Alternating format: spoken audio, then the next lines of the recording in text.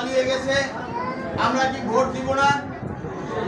অবশ্যই ভোট দিব। আমরা ভোট দিব কোন মার্কায়?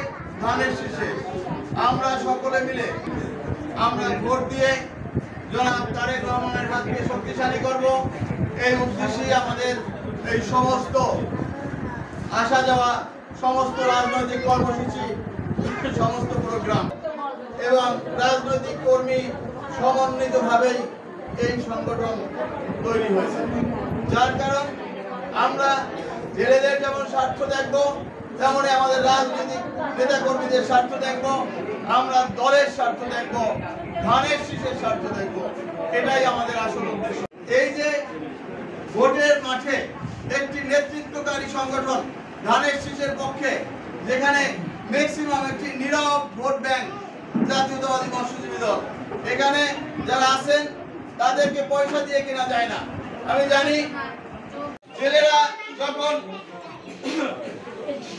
মাছ ধরে আসে তাদের কিছু টাকা হয়, যখন সরকারের অবরোধ থাকে, যখন নদীতে মাছ ধরতে পারে না, তখন তারা কি করবে? তাদের পরিবার কিভাবে চলবে?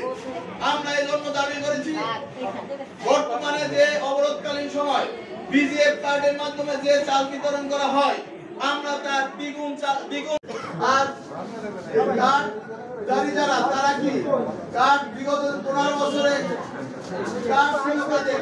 কার্ডের বাইরে মৎস্যজীবী আছে না?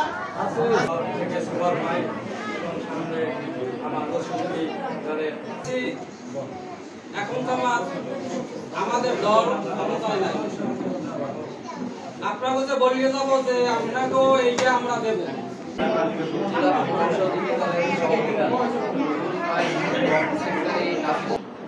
এইটা আমার কাছে জোর দাবি, জোর অনুরোধ।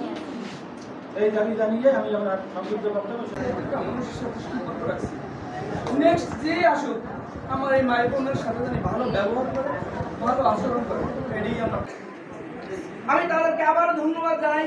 বিগত দিনে আমার মায়েদেরকে পাশে পাই, এজন্য আমার মায়েদেরকে আবার ধন্যবাদ জানাই। তারপরে আরেকটা কথা বলি, দেশ নায়ক তারেক জিয়ার বাস্তবায়ন আমরা শুধু করলেই হবে না, আমরা বাস্তবায়ন নিয়ে 9টি ওয়ার্ডে আমরা কাজ করছি। রাত দিন, শীতের রাত অক্লান্ত পরিশ্রম করে আমরা কমিটি দিয়েছি। অনেকে চোখের সামনে দেখছে, যারা আছে মূল তারা সন্ত্রাসী, একটা সিনিয়র খাওয়া, কিন্তু আমার পৌর মৎস্যজীবী দল এবং